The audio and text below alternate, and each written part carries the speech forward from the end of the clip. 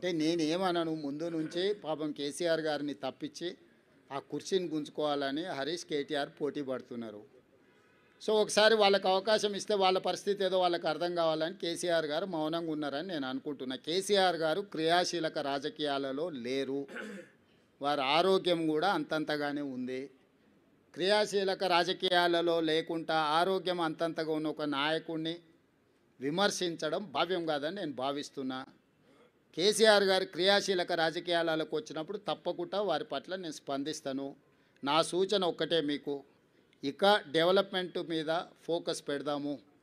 రాబోయే 2 సంవత్సరాలు ఫోకస్డ్గా మన రాష్ట్రాన్ని అభివృద్ధి చేసుకుందాము, సంక్షేమ పథకాలు అమలు చేద్దాము, రాష్ట్ర ఆదాయాన్ని పెంచుకుందాము, వనరులను సమకూర్చుకుందాము, అభివృద్ధికి సహకరించండి అని ప్రధాన ప్రతిపక్షం హరీష్ కేటీఆర్కి చెప్తున్నా.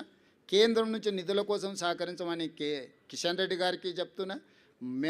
మనమందరం కష్టపడదాం, మీరు కూడా ఈ కష్టాన్ని గుర్తించి ప్రజలకు చెప్పండి అని మీకు కూడా విజ్ఞప్తి చేస్తున్నా. అంతే తప్ప ఇంకా రాజకీయ విమర్శలకు తావు లేదు, అవసరం లేదు.